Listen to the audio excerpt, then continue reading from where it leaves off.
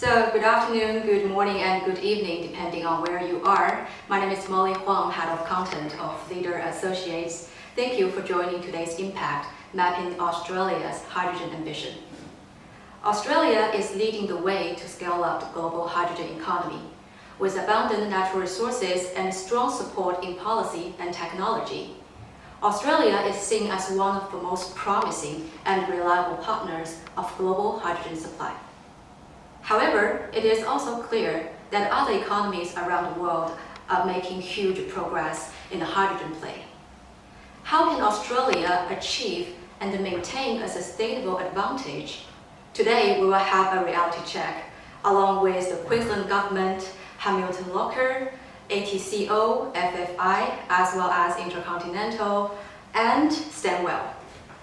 Today's Impact Live is the Global Prelude Conference of our Connecting Green Hydrogen APEC 2023, which is a landmark event of APEC's Green Hydrogen Calendar. Along with our co-located H2 Tech Forum and Australia Wind Energy 2023, a total number of 30,000 industry professionals will be gathered and meeting each other in Melbourne of Australia.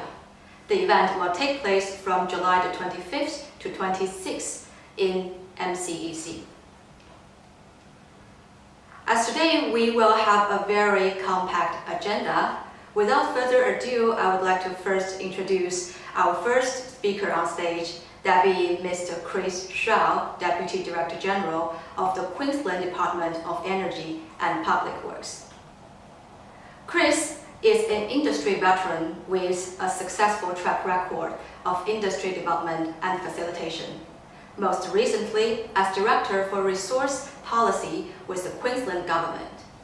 Chris now leads the newly created Hydrogen Division within the department, with a keen focus on the strategic planning and coordination for the hydrogen industry across Queensland. And now, more than looking forward to, Chris, you now have the floor. Excellent. Thank you, Molly, and thank you for the opportunity to be here today. I'll just get my slides up. Bear with me for 1 second. Certainly. We will stop the screen sharing. Great, thank you.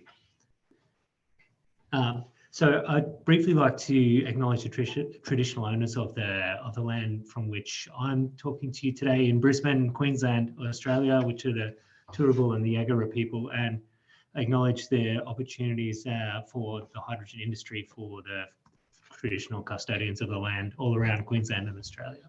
So when the slides come up, I'm not sure if that what I'm seeing isn't the slides yet.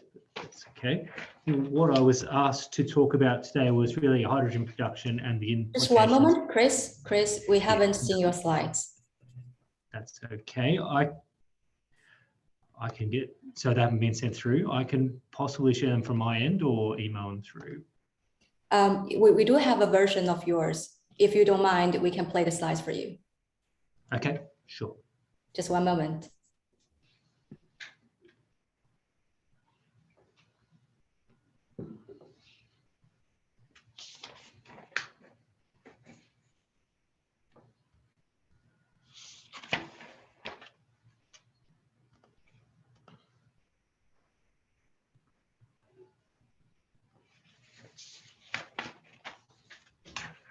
Okay, Chris, just let me know when you want to switch to the next slide. Sure. If you can jump into the next one, that'd be great. Thank you, Molly.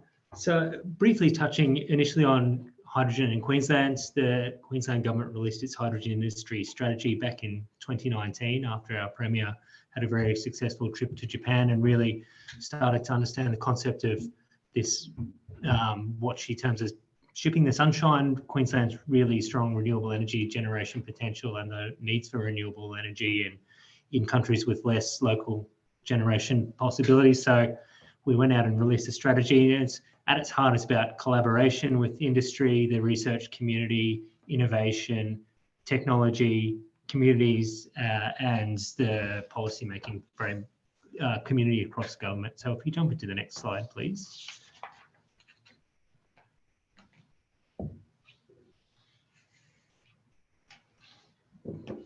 as I mentioned, the renewable energy potential is pretty world class here in Queensland, both from a wind and a solar potential. But it's not just the wind and solar resources that we have. We have a large state-owned electricity transmission network already, and as I'll touch on in a little while, a really strong plan to expand that out. We have 14 ports along the coast of Queensland, many of them with large-scale energy exports already, owned by the government, really certain trade partnerships between these ports and the private sector, and really strong large amounts of land adjacent to those ports and a strong workforce. So if we jump to the next slide, please. Just a quick overview of what we've been up to recently. So I started my division, the hydrogen division of the Department of Energy and Public Works was created back in March this year. At that time, there was already a wealth of work underway. The zero emission vehicle strategy is a key one for the mobility sector. It outlines a pathway to zero emissions buses in Queensland from 2025 onwards. All new buses will be zero emissions, so real opportunities for hydrogen through that process. Workforce development for hydrogen. Constantly, whenever I'm out talking to people, the workforce challenges associated with standing up a hydrogen industry, not only here in Queensland, but across Australia and across the world, is going to be a massive drain on those resources. There's already skill shortages for a range of sectors across Australia, and at the same time as building out the renewable energy generation across the other industries. Really, really important that we're forward-looking and we've invested in a range of training centres already in Queensland. One's about to be opened, and renewable energy and hydrogen training centres, so that's coming through. Safety is another key one for the hydrogen industry. Whenever I go out talking to people, safety is one of the main issues that gets raised with me. And so the resources safety regulator here in Queensland has leant forward and developed a hydrogen safety code of practice to really set those standards in a strong way that's adaptable and learning from other jurisdictions. Probably the most important initiative that's happened this year is what we call the Queensland Energy and Jobs Plan. That's a $62 billion plan to decarbonise Queensland's electricity sector. And obviously, low emissions electricity is the #1 ingredient for renewable hydrogen. I'll touch more on that in a minute. And we've also recently released a Queensland Export Hydrogen Opportunities Report, which I'll go into more detail as well. So it's been a really aggressive program of getting ourselves ready for this industry. And if we jump into the next slide.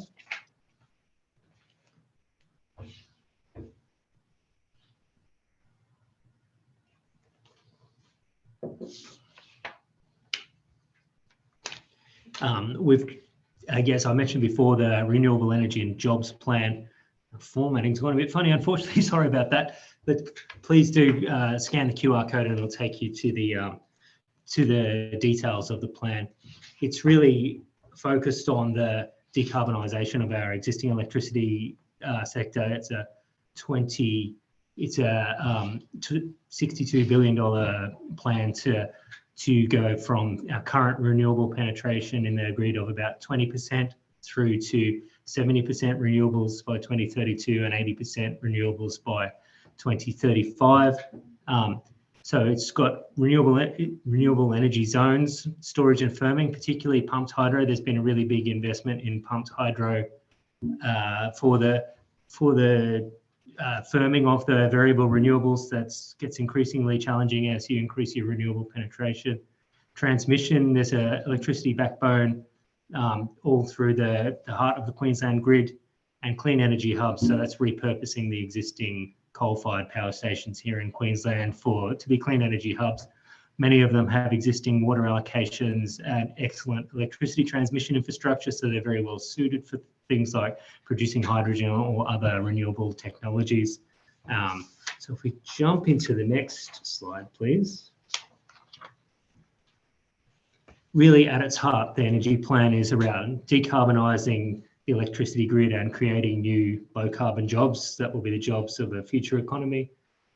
Empowered households and businesses, so it's compared to what would happen if we didn't lean forward and get the pathway to decarbonising the electricity grid and let industry generators develop in an ad hoc way. we've done modelling which shows just how much cheaper the electricity supplies will be, as well as secure jobs in the communities, both now and right into the future. Next slide, please. So this is just a quick graph to show you the phase out of the dark colour at the bottom is the current coal generation, which is a significant portion currently of the Queensland grid, ramping right down to pretty much gone in 2035. And what has to come in behind it, obviously, is an awful lot of solar and wind and storage, which are the key ingredients for the hydrogen industry as well. So if we jump into the next slide. What I was asked to talk about is renewable energy zones and hydrogen. So really what the energy plan does, it lays out the pathway to connect the renewable energy zones together. So there's a blueprint that's been released showing what investment will be made when in terms of electricity transmission. The firming, the large scale firming, both the pump storage hydros, grid scale batteries, and the role that hydrogen can play in firming of the grid. And then the potential future growth of the renewable energy zones. So renewable energy zones and the renewable energy targets will be legislated next year. And really that will be a strong framework to take forward the private sector investment in that additional wind and solar that we're going to need to fuel the hydrogen industry as well as other carbon intensive industries in the Queensland economy. So if we go to the next slide, please. As I mentioned, this is an illustration of that super grid. So there's a range of specific initiatives that are funded under there, including the backbone, which is the hatched lines that you can see running basically from southeast Queensland up most of the way up the coast and a little bit to the west to a place called Hewenden. That's really strengthening that ability to move the renewables around for when you have high wind in places where it's compatible or counter strength in different places in Queensland, as well as the pumped hydro, as well as our current hydrogen hubs. So there's a detailed document on this blueprint, which tells more about what will be done and when. There's a detailed community engagement exercise to be rolled out. So there's an extra 25 gigawatts of wind and solar by 2035. So that's very ambitious, but hydrogen on top of that will take it right up to the next level as well. So please feel free to jump on and have a look. And there's also some detailed modelling behind the plan around the renewables, the extra renewables, what happens with electricity prices. So I've got a link at the end. Please feel free to have a look at that. If we jump to the next slide. Really into a bit more detail about hydrogen now and how the plan will be taking the hydrogen industry forward. The first one, and probably the most important one in my opinion, is supercharging the hydrogen hub. So that's really a planning initiative to link together the various hydrogen opportunities in a place-based way, linking the domestic opportunities with export opportunities and identifying the best infrastructure opportunities for the state to invest in to help attract the private sector for hydrogen projects. So the planning for that is underway now and it'll start rolling out soon. Community awareness engagement is another critical one. We need to make sure that the community is brought on the journey with us. There's currently a relatively low level of understanding in relation to what hydrogen is, how it can play a role for the electricity system, how it can stand up a new export industry, the jobs, long-term secure jobs it could create. So we're going to be out there in the communities all through the hydrogen regions of Queensland. As I mentioned at the start of the presentation, we released a hydrogen strategy back in 2019. We've identified obviously that the hydrogen industry ecosystem has moved on significantly since 2019. So it's time to update that and work out the best ways that government can continue to facilitate the industry. So there was a $35 million hydrogen industry development fund that's been rolled out now. So what are the best ways for government to help with supporting the industry into the future? We've got a renewable energy and hydrogen jobs fund, which was at $2 billion and has supported a number of projects across Queensland, including the Stanwell's Central Queensland Hydrogen Project, which you'll hear a bit more from Phil about in a while. So that fund has been increased to $4.5 billion now to really get the renewables generation going, as well as help with hydrogen projects. On the domestic front, we've got the 200 megawatt hydrogen ready gas peaking power station, which has been committed to, and we're also doing a significant review and reform of the Queensland's legislative frameworks for hydrogen. Currently, there's about 40 pieces of legislation which could apply to a hydrogen project, so we're looking to streamline that as well as we possibly can while meeting the community's expectations around coexistence, use of water resources, safety, all those sorts of important things. So that's rolling along as we speak, and we've committed to having some legislation done by next year as well. So that's, I guess, the headline initiatives under the Energy and Jobs Plan in relation to hydrogen. And if we jump forward to the next slide, please. We've also just recently released a report we're calling Enabling Queensland's Hydrogen Production and Export Opportunities. So really what it is, it's a really detailed assessment. It's over 1,000 pages of all the ports across Queensland and their potential for hydrogen from a supply side point of view. So the supply chain infrastructure, how much hydrogen could we get together? If we jump forward to the next slide. It's really considering multi-factor, it's a multi-factor supply chain study from a port perspective. What are the port facilities that are existing there? What's the land availability like near the ports? How much water is available, and how much energy potential is there from the renewable energy zones to link into those ports and the land near the ports to say, hey, here's the real strong opportunities for hydrogen. In these other areas, we might have strong land and water, but not so much energy transmission. So if you invested in energy transmission, what could that look like? So there's if we jump to the next slide, please. So we've got all of the key ports across Queensland we've got an assessment of, and we've got a detailed assessment of 4 of what we call our priority ports. So they're the ports that Queensland's focused on future development for in the Great Barrier Reef area.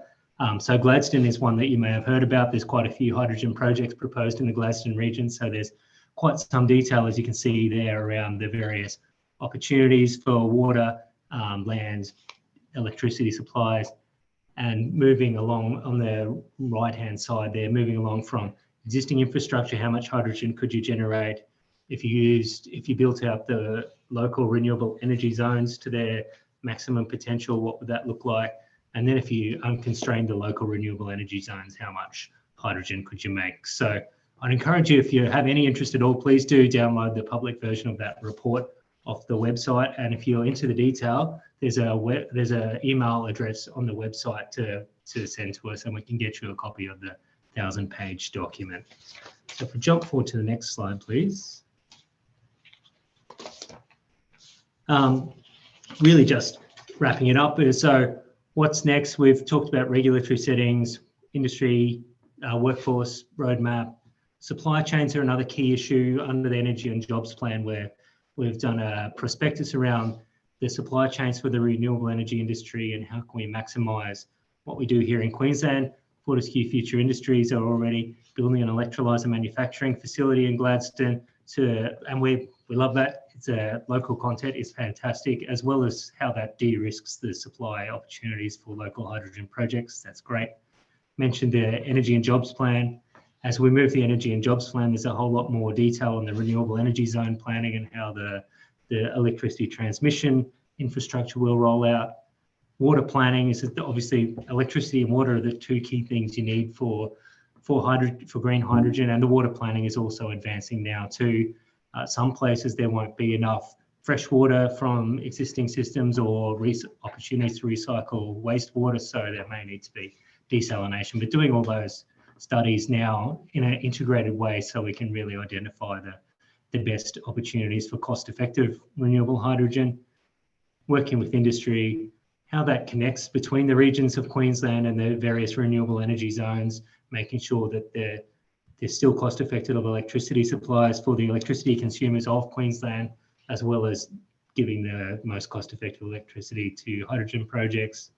As I said before, the awareness and collaboration and community engagement work, and then continuing to enable the industry with hubs, with infrastructure, common user infrastructure, and the various incentives that we've got So I think that's the end if we jump to the next slide. Feel free to jump onto our website and shoot me an email if you have any questions at all.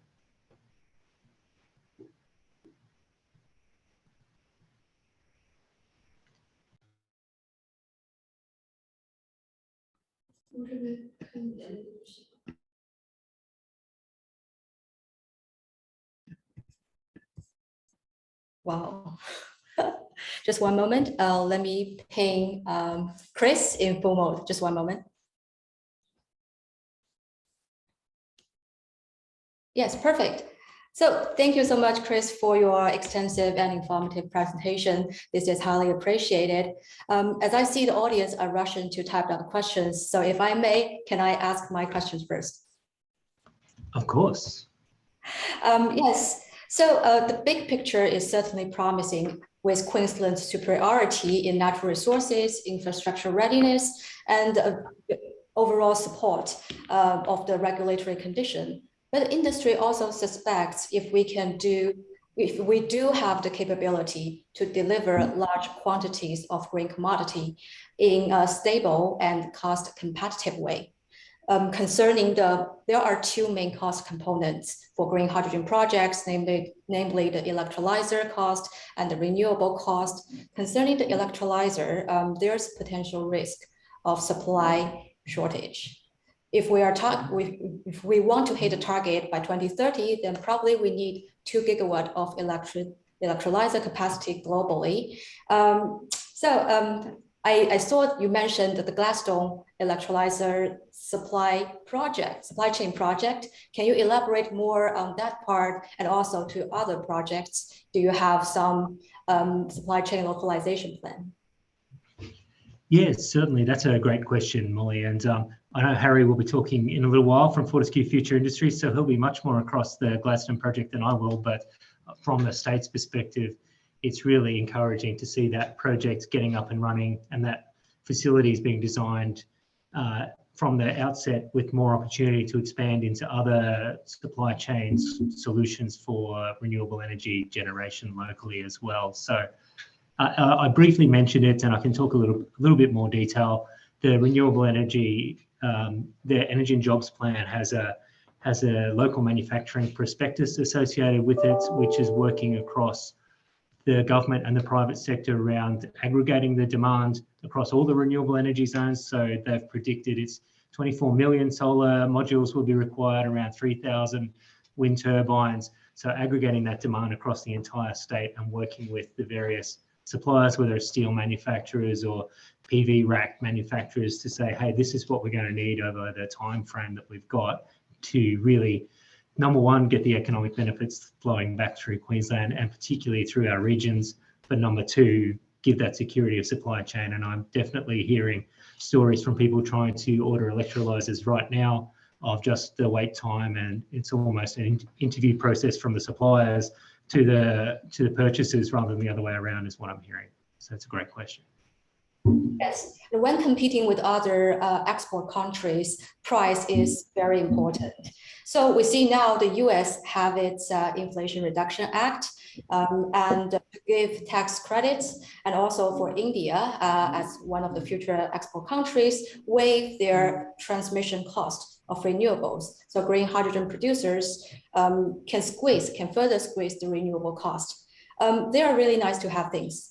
Is the department or is the Queensland government also planning some similar mechanisms? Yeah, it's a rapidly evolving area, and the Inflation Reduction Act and what's going on in the EU with the Repower EU and the Contract for Difference subsidies are all really interesting, and Australia needs to stay competitive.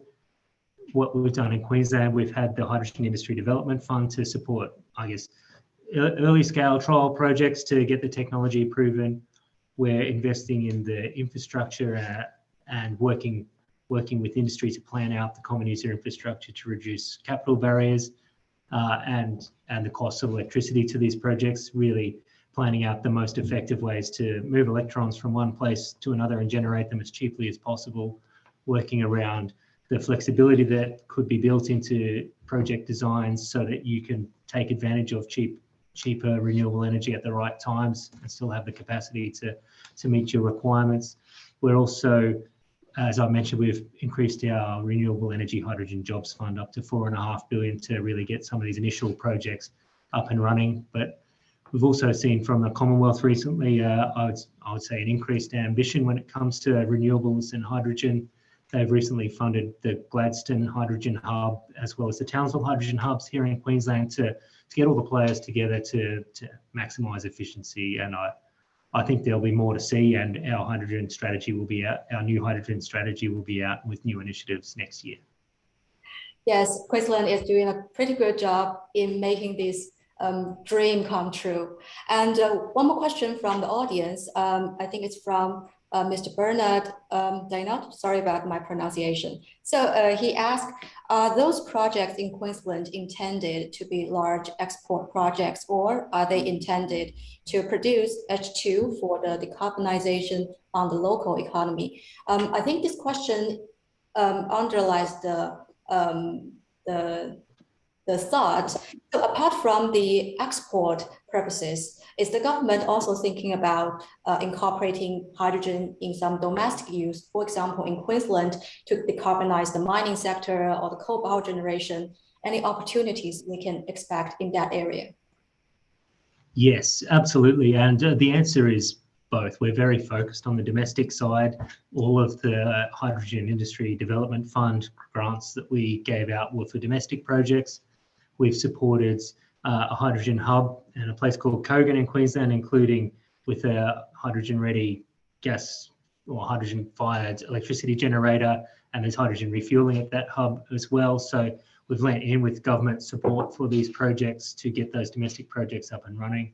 There's also other projects like the partnership between Sumitomo and Rio Tinto and Gladstone around using hydrogen in their calcination process in the alumina refining. So we are very keen on seeing both. And at the same time, we've got the likes of Stanwell's project, which is talking about scaling up to export scale. And we see the potential benefits that could come back from that in terms of the cost efficiencies from the large scale production as well. So it's definitely a focus on both. Yeah, thank you so much. We have big expectation for Queensland's hydrogen potential, and I thank you so much for joining today's session. I really look forward to listening or hearing more success from your side. Great, thanks very much.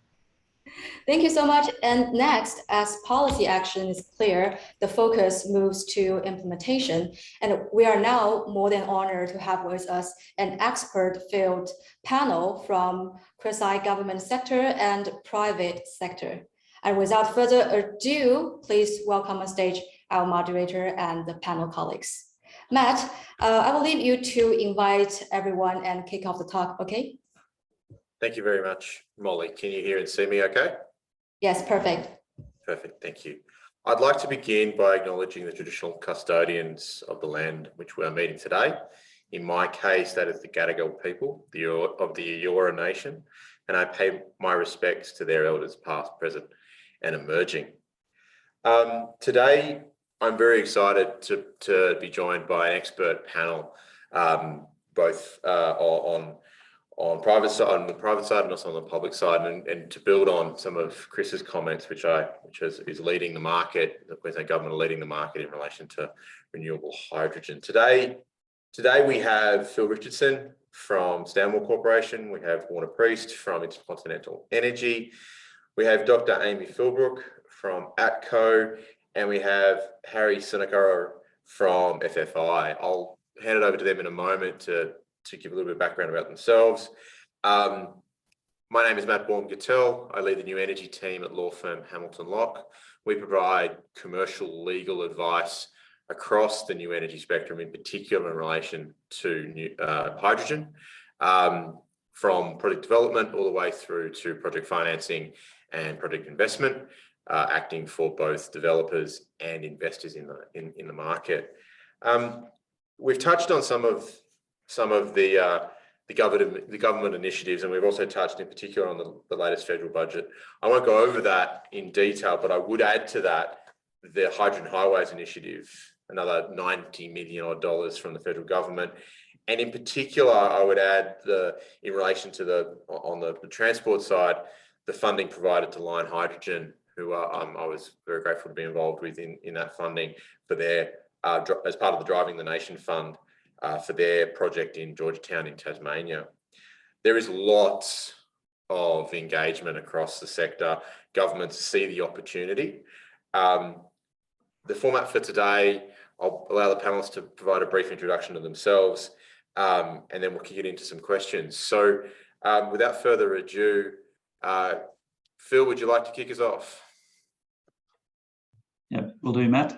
Hello, everyone. My name is Phil Richardson. I'm General Manager of New Energy Projects at Stanwell Corporation. Stanwell is a Queensland government-owned corporation. We're a supplier of energy to the national electricity market, and we've also got a retail business, which is mainly selling to large commercial and industrial customers.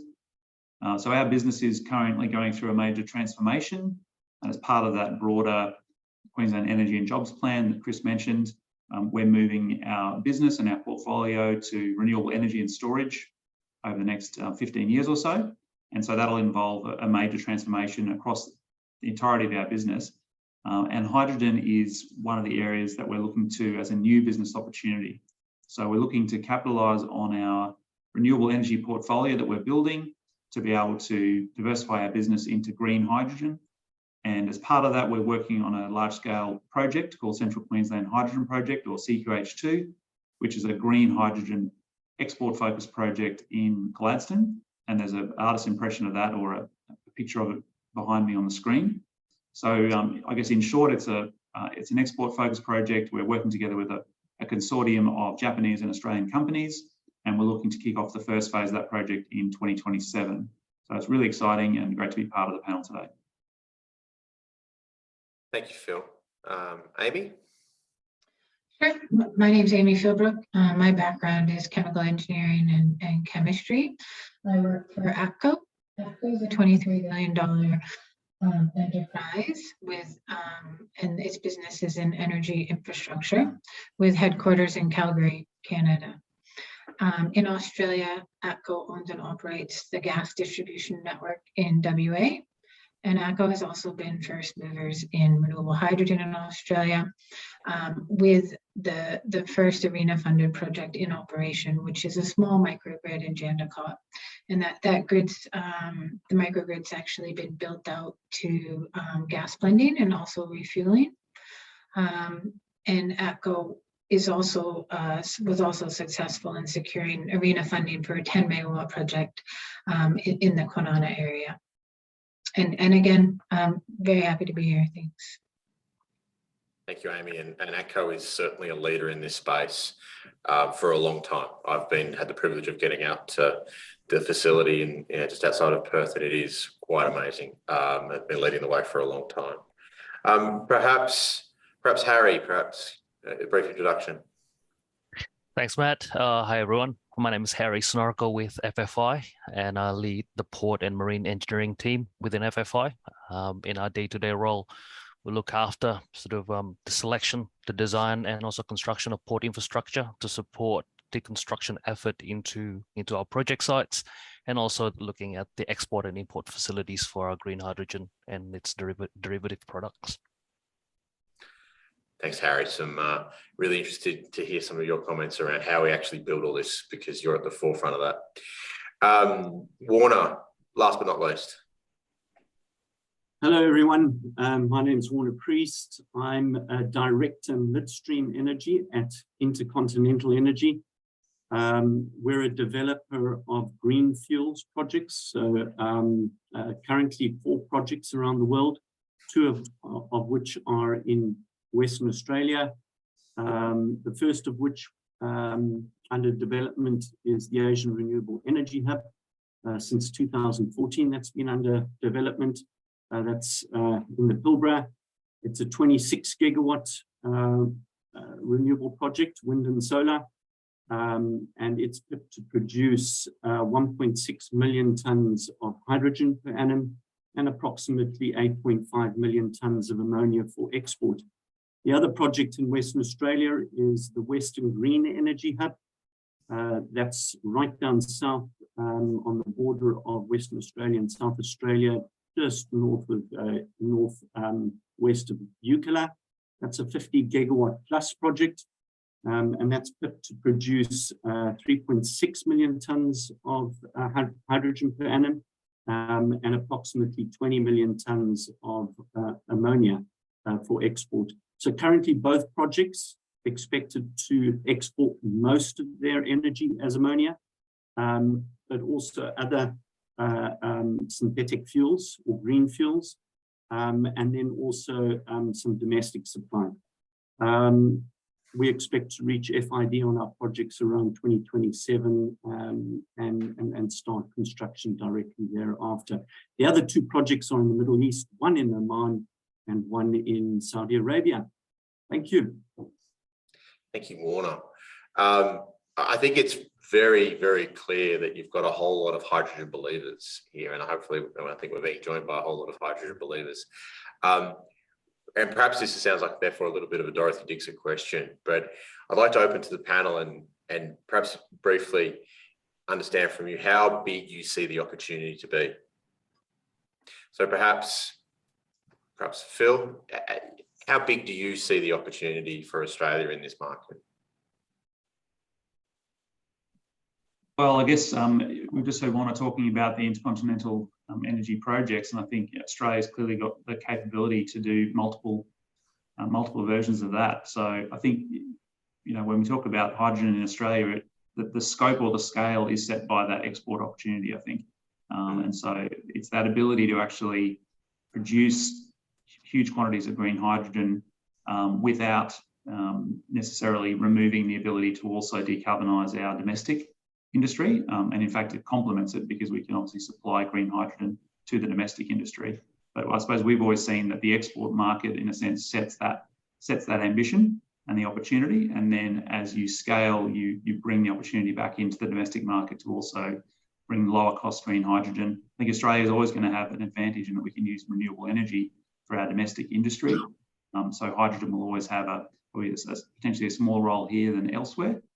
But yeah, the sky's the limit because of the attributes that we've got. So that doesn't quantify it, but I just think it's multiple times intercontinental energy at 26 gigawatts, as places like Western Australia and Queensland can do plenty of those. Absolutely. Amy, I'm interested in your views on this, given where ATCO has started in the market. So how do you see how does ATCO see the opportunity? You started at a domestic scale, but do you see it as the export market is the true ambition?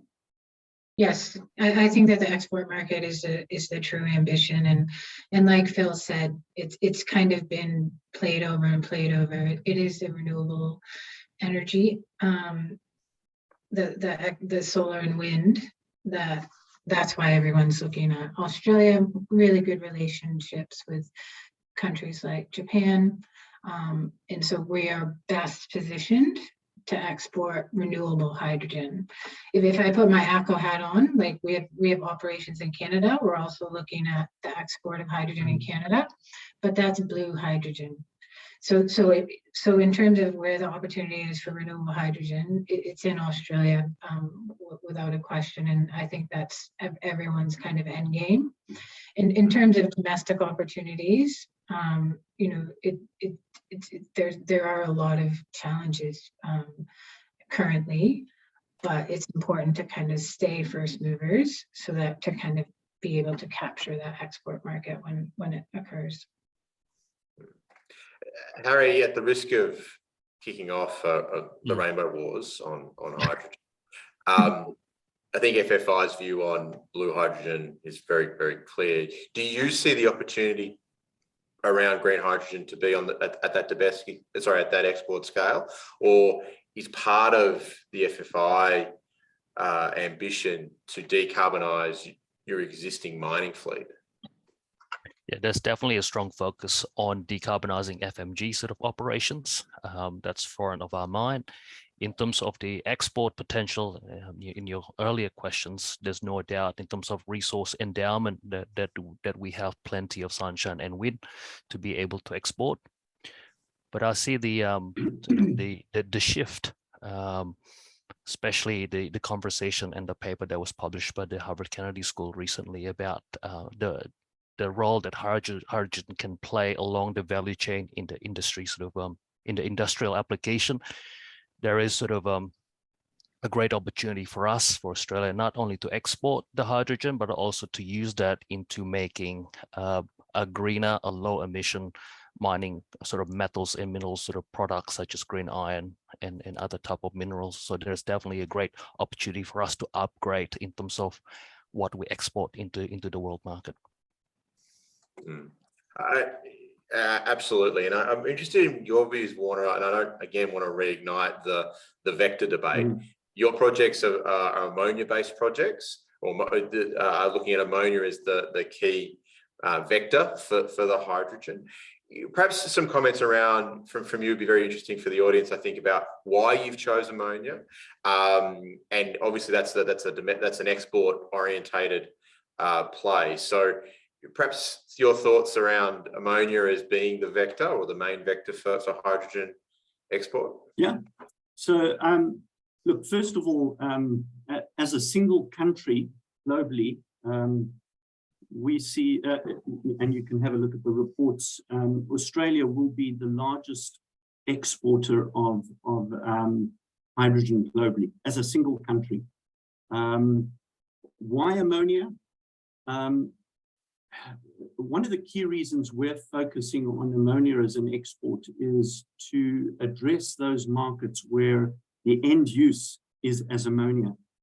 And we see those markets as the chemical sector, this for ammonia required as fertilizer. Traditionally, there's a large market for that. But more importantly, we see a growing market as far as a green fuel for the shipping sector. Japan is showing a lot of interest in ammonia as part of their pathway to decarbonize their coal-fired power stations. So this is co-firing ammonia in those coal-fired power stations. So as a transport fuel in the shipping sector, which is one of those hard to decarbonize sectors, we see ammonia playing a role. And until that ammonia is available, we will see things like methanol and methane come into play, but green from biomethane, biomethanol sources. But that will be limited. And by 2030, we see ammonia is playing a key role serving those two key sectors, green fuel for transport and a green fuel to begin the decarbonization of coal-fired power plants, specifically in Japan at the moment. So yes, that's our target. But whilst in the beginning, we saw our projects as exporting everything it produced, what we're now seeing as we lead up to FID is that there is interest not only domestically for our product, but also as those alternative fuels. So methanol, methane, where DAC is involved, direct air capture, and then other means of transport of hydrogen, toluene, MHC, etc. So, but ammonia is our key focus for those reasons. So you've touched there on getting these projects through to FID, to final investment decision. I'm keen to hear from across the panel, and perhaps we can start with you, Amy, on the basis that you've brought things forward, you've brought projects forward. So you've done the dance, you've got through FID. What do you think? What are the key challenges that you face getting there? And obviously, you're progressing other projects through that process. So I think everyone is envious of what ATCO has been able to achieve. How have you seen the challenges of getting through final investment decision? And how have you made these projects bankable, investable? Sure. So just to be clear, it is very challenging at the moment. So we have a microgrid project in operation. We have a 10 megawatt project that has not reached FID in WA. And what and I was kind of brought on to ATCO. I've been with ATCO for about 14 months, is to look at opportunities on the East Coast, which, you know, and we've heard from the Queensland government, Queensland is a great place to do business without a doubt. Like, the Queensland government is fantastic to work with. But what we're seeing at the moment is that there's big issues with electricity supply and cost with the volatility of the NEM. And so then, you know, if you're kind of, so that's kind of for the smaller scale projects, right? If you're getting grid electricity, at the minute, they're not feasible because of the volatility on the NEM. And then if you kind of go to like your larger export scale projects where you know, you kind of accept that has to be behind the meter potentially to get to support that kind of load, then you need an offtake. So for the large scale projects, the challenge is in finding that offtake, and it's, you know, ways that will happen, and I'm not sure actually if we're going to get to this later, is that we need to understand what that premium is going to be on that fuel, and we don't decide that. So those customers are predominantly in Japan or maybe even Germany. So, you know, those offtake arrangements, and, you know, I'd be very interested to hear what Warner has to add on this, is a challenge for the larger scale projects at the moment. Absolutely agree. And I think, and Warner, I'd love to bring you in on this, because I think you and both Phil are going through this process now. That the green premium or the green halo we'll come to a little bit later in our discussion, and the certificate of origin scheme that the CER are putting together, and what's that certificate going to be worth. I think the audience will be really interested to hear how you're engaging with off-takers and what they think, what they're telling you is the premium. But Warner, you're pushing forward these projects towards final investment decision. Is it off-take that is the key issue as you progress the projects? So offtake is, of course, something that is important on our projects. You know, although it's not the key concern, currently right now, as we go through our early development phases, the key concern is reaching FID, is securing the land. And that is, you know, that environmental impact studies and resource are the three key things that we focus on right now. Obviously, offtake is key, but those are currently in our phase of development most important. Most important is that social license to operate on the indigenous land that our projects exist, because they cover such an enormous area. You know, our Western Green Energy Hub is sitting at around 18,600 kilometers squared. It sits on the traditional owner Merning people's land. And it's important that we go through the right process with the Merning to secure those indigenous land use agreements and work with the station owners that are currently farming in those areas. So we put an enormous amount of time and effort into that, and it requires a lot of time and effort. And we want to make sure that we get that right. So there's a lot of time put into that. In parallel, environmental impact studies, extremely important that we do the right thing for the environment. We want to have as little impact on the environment as possible. So a lot of focus and investment there. And then, of course, if we're going to attract the investors on our project, we've got to make sure that we've got the resource that is going to make that investment attractive. And that really is about the diurnal complementary wind and solar. And our projects, fortunately, have considerable wind resources at night and fantastic solar resources during the day. And they naturally complement each other. This means that we're getting the highest possible utilization on our electrolyzers and producing hydrogen pretty much 24/7. What happens after that is where we're attracting the venture capital into our projects due to the fantastic resource and those three other aspects that are very important, and the design concept. Those venture capitalists, those that want to be part of our projects are also potentially the off-takers. Offtake is something that we're looking at now.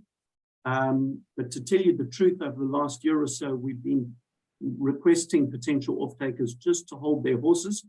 We've seen a lot of interest, and we're really now only starting to focus on that aspect as it relates to our projects in Australia.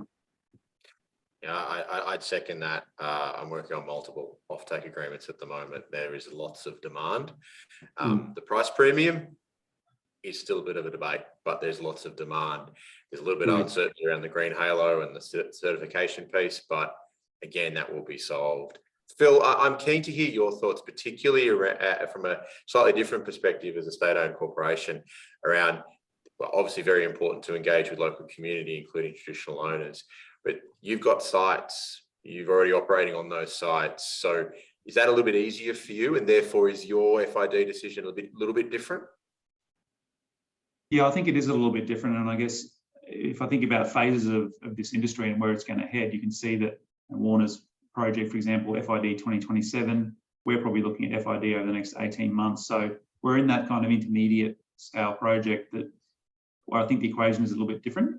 That those fundamentals still need to be there. And in our case, we think they are. But the offtake, because the market is not developed enough to really have that visible price or the liquid, not physically liquid, financially liquid market out there, you can't trade in green hydrogen. All those markets are not developed yet. So you rely on that vertical integration or offtake arrangements to really bank the project. And that's what we are focused on with our consortium, is trying to bring the offtaker into the consortium so that we can actually bring them on the journey all the way through. They can have full visibility of the costs and the risks. And so, they only proceed to the next stage when they feel like they're ready. So we're feeling quite confident around offtake, but I think what you are seeing is that in those intermediate stages, the government support schemes are incredibly important. So the H2 Global scheme in Germany, the work the Japanese government's currently doing around similar schemes, that's going to be critical, I think, to help bank these initial intermediate scale projects. Once the industry gets big enough, then it'll operate probably more like the broader resources industry, which is that you don't have long-term offtake underpinning every single molecule that you're producing. It's actually, there's a market there that can manage the risk. A globally traded market, traded potentially even on water like LNG. No, I absolutely agree. There will be a merchant market in the market. Harry, I'm keen to hear your thoughts around the FID question, and from your perspective, where you sit within FFI, you'd be a key input into that discussion, in the sense that you're the one who's sitting there thinking, well, how are we going to build it? That's right, Matt. I mean, in terms of the scale of the project that we're looking at, similar to Warner, when you talk about 28 gigawatt development, the scale in terms of the impact to the community, the workforce required to construct those projects is immense, or it's huge. And for us, as Warner pointed out, in order to make a project happen, to move it along the FID, there's a lot of pieces of the puzzle that we need to gather, collect, and put together.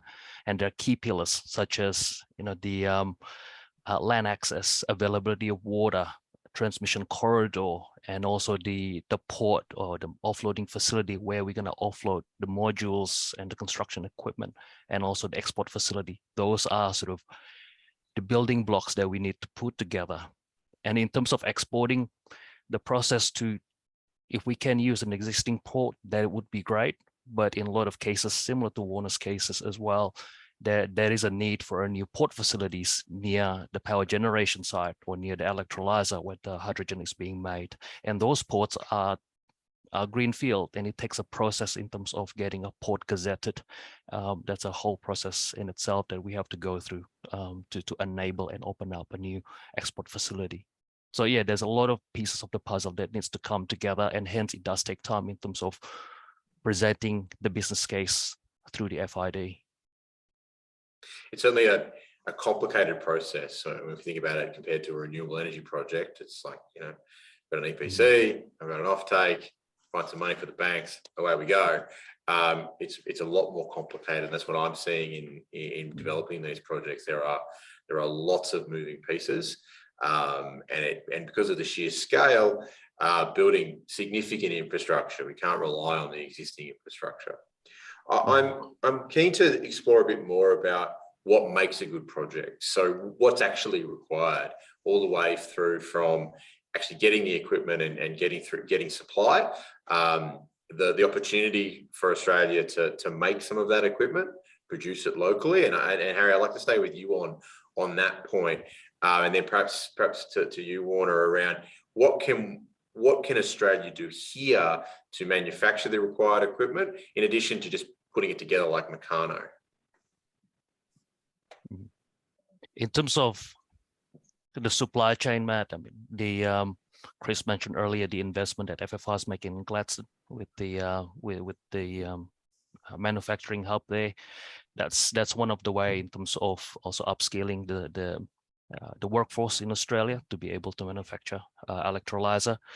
In terms of wind turbines, the blades, the nacelle, it is sort of an imported product at the moment, but I'm sure that many sort of other companies and developers are also looking on the opportunity to be able to bring some of that manufacturing, especially when we are ordering them in such a large number for Australia.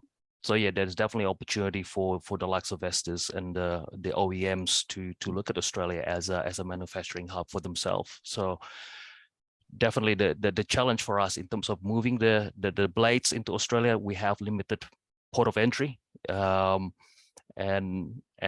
the amount and the volume that we need to bring to Australia would mean that we will have congestion if we don't invest in our port infrastructure, and also the laydown area supporting the operations at the key line.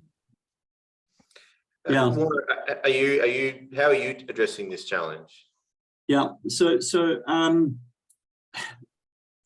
domestic supply of what we will require into our projects is going to be very important at the scale that we're talking about. If you look at your standard electrolyzer stack, it's about an 8 to 10 year life. So we're going to need electrolyzer factories here in Australia that are constantly recapitalizing these assets back into the projects. Because our resource never runs out, you can imagine as these projects build, and we don't build the entire project in 1 year or 5 years. We build, for instance, the 50 gigawatt project down in Nuclear Way. It takes about 20 to 25 years to build out. By the time we get 10, 12 years into building the first few stages of the project, we're already recapitalizing and replacing the old electrolyzer stacks with new. The same is going to apply to wind turbine blades, battery storage, etc.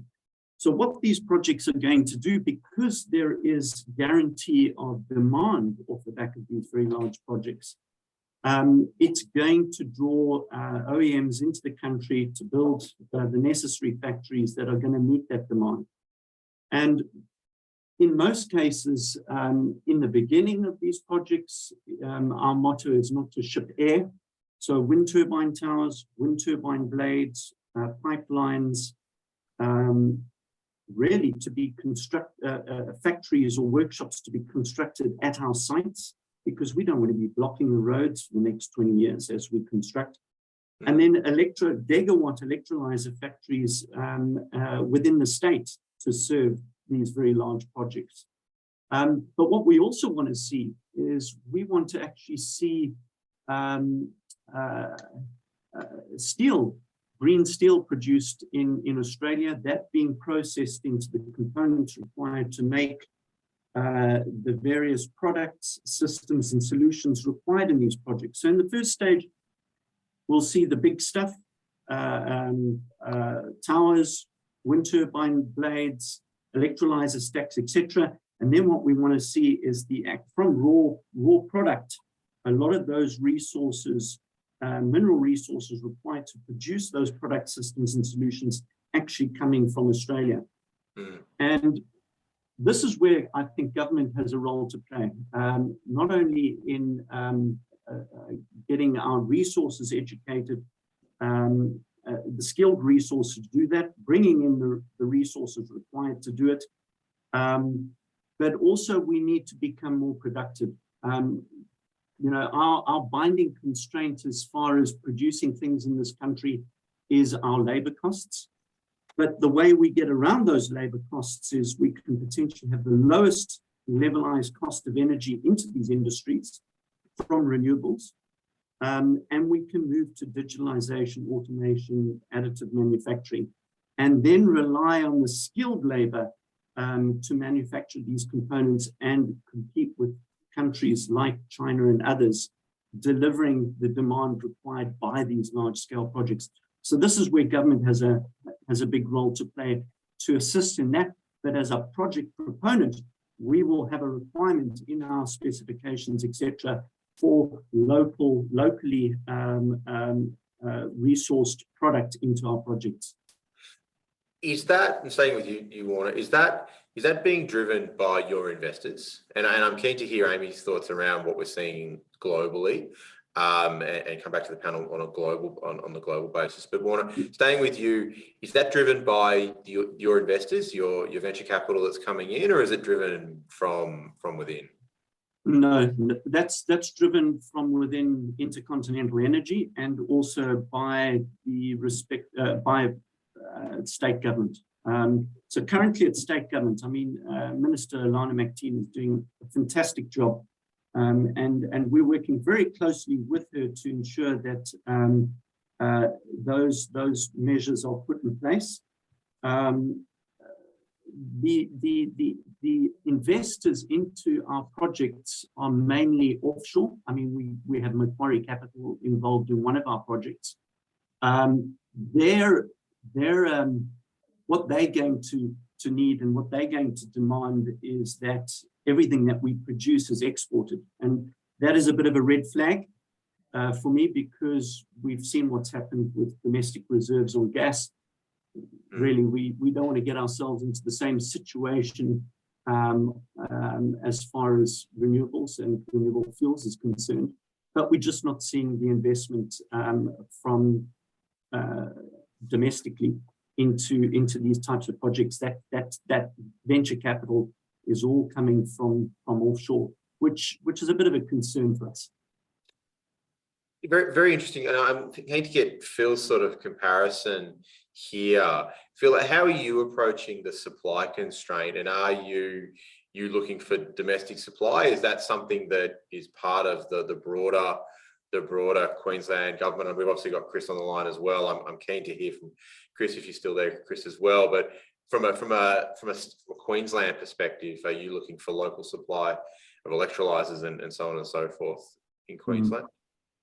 Yeah, definitely. From our perspective, I guess we see there's a commercial driver there in terms of de-risking that part of the project, because it's that supply market's really shifted in the last 18 months quite a bit. And I think you made the comment earlier about needing to audition for projects need to audition for supply as well.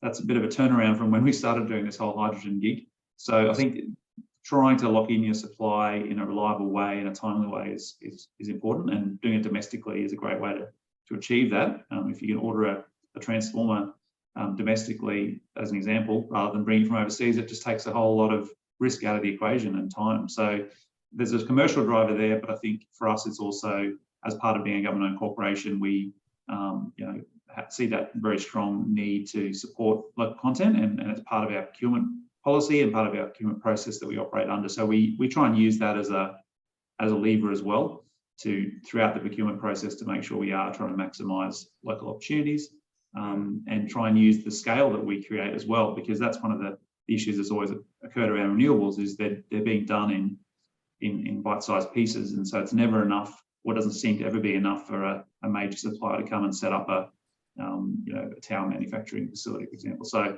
we're trying to use that scale and that pipeline that's created by a large-scale project to drive that local content as well. Got to be a role there, and thanks for. There's got to be a role there for government. But so, Chris, before I come to you, Amy, what are you seeing internationally? Is the Canadian government coordinating the procurement, or is it ad hoc? Is there a model here that we can look to learn from learn from wins and also learn from mistakes in Canada? I guess it's a different environment in Canada. There's a carbon tax in Canada, and so that kind of supports large scale projects, whereas we have grant support here, so that kind of supports smaller scale projects at the moment.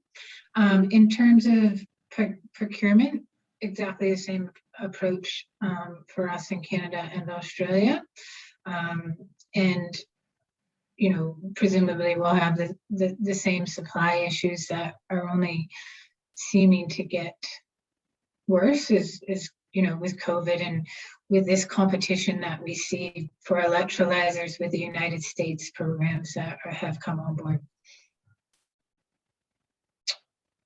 And I guess the US experience, we've touched on it briefly already around the Inflation Reduction Act, but that's a heavily focused domestic supply policy to make it made in the USA. So, Chris, what's the Queensland government thinking around this? Yeah, excellent question, and Phil touched on it very well. I thought, particularly in Queensland, where we have our government-owned generators leaning forward so heavily in hydrogen. It turns out that the Minister for Energy and Minister for Hydrogen is also the Minister for Procurement here in Queensland. So he has a strong interest in seeing those procurement levers of government and government-owned corporations leading in and helping. I think the other point to emphasise from Phil is the aggregation of demand across the entire sector as well. If government's well aware of what's coming and linking things together like we're doing on the renewables build out, but if we can have a clearer picture of the amount of electrolyzers or the amount of ammonia storage required or whatever the particular elements of the industry are, we can lean forward a lot more with our levers to get the local procurement going. So there is a real role for coordination, I think, across the procurement piece.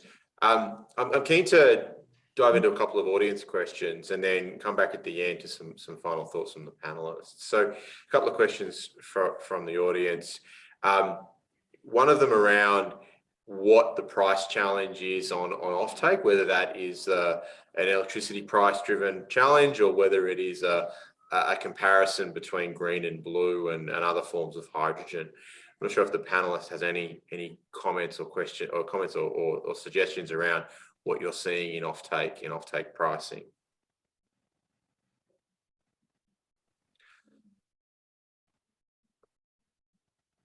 Open to anyone to comment, but from what I'm seeing, I can talk about domestically. So the comparison is natural gas at the moment. That makes it very difficult on the West Coast, but a little bit easier on the East Coast. But the issue on the East Coast that we're grappling with is the price of electricity, which is currently the major component of the cost of delivered hydrogen on the East Coast is the electricity.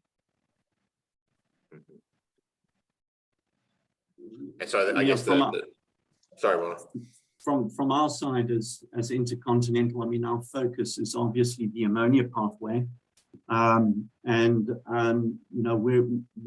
on our projects looking at the levelized cost of ammonia. We know that, for instance, Japan, they're looking in that region of $400 to $500 per ton landed as ammonia in Japan. That's not an easy target to get to, and probably not a target that we will get to in this decade, but definitely achievable post 2030 as these projects scale up. Because when you build these projects, there's a lot of upfront cost, as Harry mentioned. There are ports, there's desalination plants, etc. That needs to be amortized across the entire project, and when you've only got the first few stages done, you find that amortization over just a small portion of the project results in a higher levelized cost of ammonia. Key to getting that levelized cost of ammonia down is your capacity factors on your wind and solar. CapEx, we're hoping to see electrolyzer prices go down, efficiencies go up. But yeah, we'll be targeting between that 400 and 500 US dollars per ton for ammonia. Does we touched on it earlier, I'm keen to come back to it now. Does the certificate of origin and that scheme, the certification of it being green, are you finding that to be a key part of the discussion, that Australian made has a green Australian made has perhaps a premium on the certification, the quality of the certification? Phil, are you seeing that in your discussions on the offtake side? And again, Harry, I'm keen to hear your to the extent you can comment around FFI's experience. Yeah, I think we started our feasibility study probably before, and we kicked off our full consortium before that scheme was really underway or being developed. So we had to kind of develop a bit of a proxy, if you like, around what the consortium would be comfortable with. So I think we've been trying to monitor that scheme as it develops and make sure that the work we're doing aligns with it. It hasn't been a big issue so far, and I think that's partly because there is there's some collaboration happening at the international level as well between governments, Australian and Japanese and other governments as well, just to try and harmonise and align those arrangements. And I think Australia's advantage is it's known for having a good regulatory framework. So if you've got a certification scheme, if it requires compliance, then people will have a level of confidence that it will actually be maintained or enforced, and also that you've got some existing mechanisms like the large-scale generation renewable energy target to help track and monitor that. I absolutely agree. Harry, from an FFI perspective, is this part of the conversation? Yeah, no, in terms of the LCOI, as Warner pointed out, in terms of when we need to invest upfront for the port facility, for transmission corridor, transmission line, it does add, the cost pressure, the upward cost pressure on your LCOI. Your point about whether there is a green premium for the product coming out of Australia, we'll wait and see. But I've been thinking about, in terms of what the premium will be for a reliable supply of energy, with considering the disruption that we're experiencing globally, especially in the sort of LNG and gas market, in terms of having a stable government and operators in Australia, what the premium will be for the security of supply that we can provide to our customers in Japan or Germany. I think there's a big opportunity there. Amy, from your perspective, across the offtake conversations that you've had, is there a green premium there? And while you think about that a little bit, I'm keen to come back to the panelists to answer a simple question. 3 years ago, 5 years ago, what would you tell yourself? What do you wish you knew 5 or maybe 3 years ago? But so, Amy, from your perspective, are you seeing a green premium in the market? Yes, definitely. But is that green premium enough in terms of the cost of producing hydrogen and all of the other factors that were mentioned today is kind of the question. And then the other question is well, in other jurisdictions, will they be able to produce hydrogen at a lower cost than in Australia? And is it a race? Like I'll be the first one to say that I don't know. Like I'm constantly surprised every year about how much the market changes in Australia, not just the hydrogen, or not just the developing hydrogen market.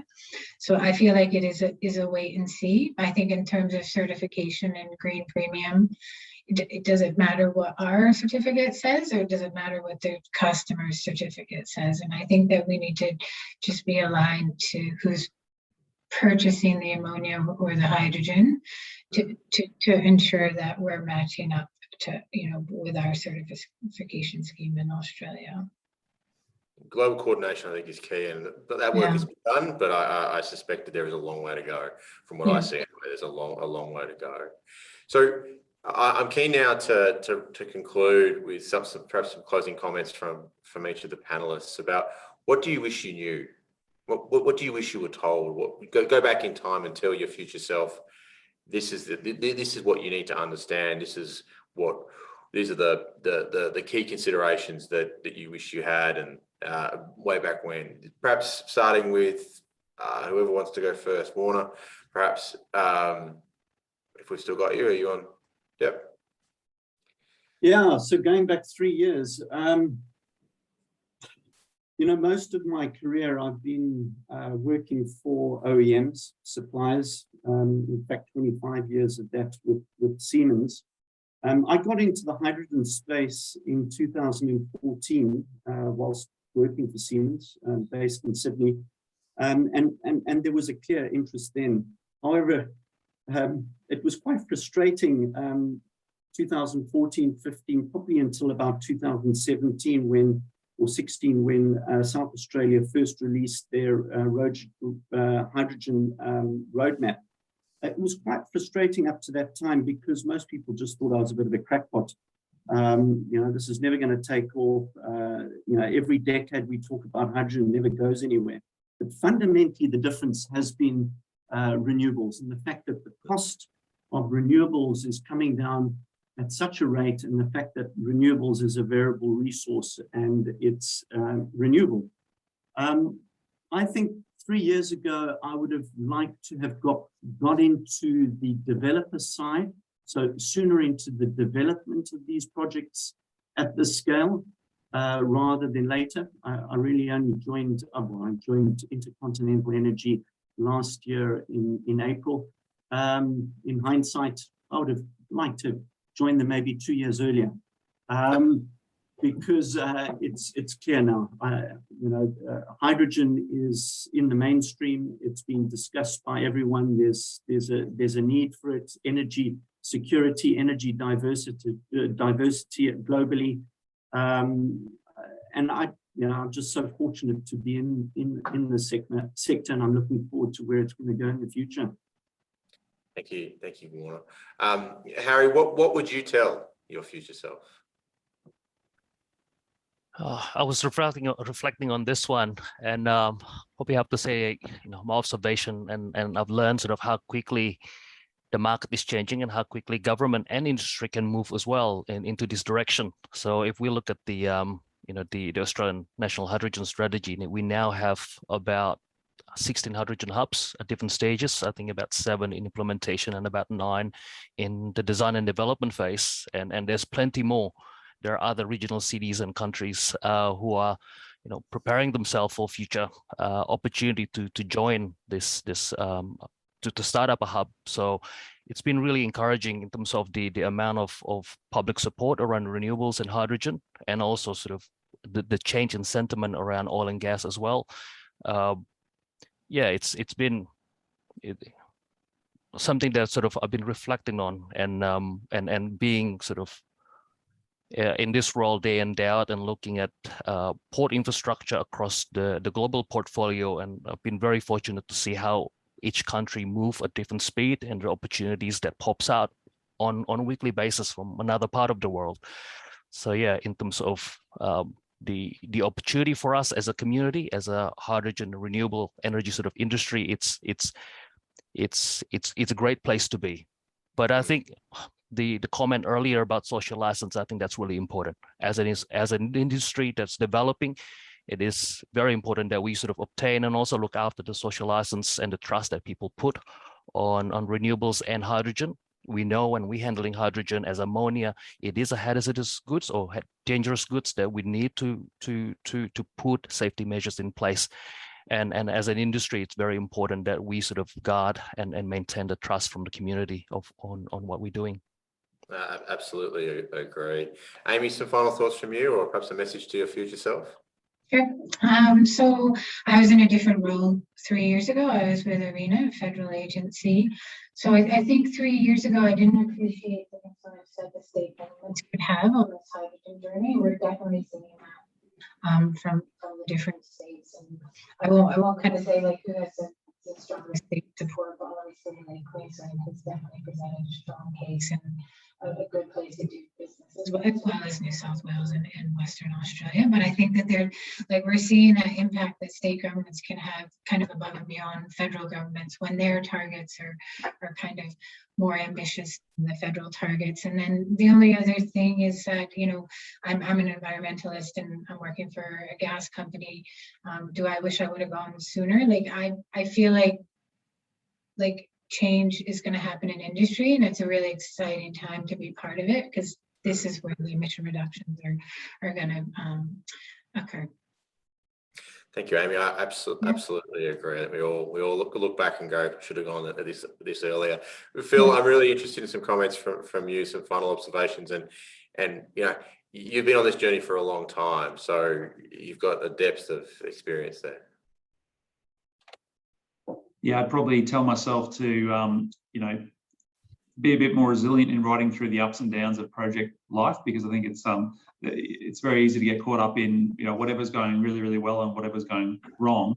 And rather than just sort of reflecting always on the underlying fundamentals of why you're doing what you're doing. And I think that's what I'd tell myself is, trust in the purpose of what you're doing, which is trying to make a positive difference to the world that we all have to live in, and our descendants have to live in. And I guess trust in the fundamentals of what you're doing in terms of the strength of, whether it be the economic fundamentals, the geopolitical, the carbon reduction, all those things that are pointing towards why we all think this industry is a goer. So if you can keep those logic things in your head, and even to do with your individual project, the strength of the people that you work with, whether with the companies or the partners, if you reflect on those things, because that will help you ride through the ups and downs, and maybe avoid you getting too high with the ups and too low with the downs.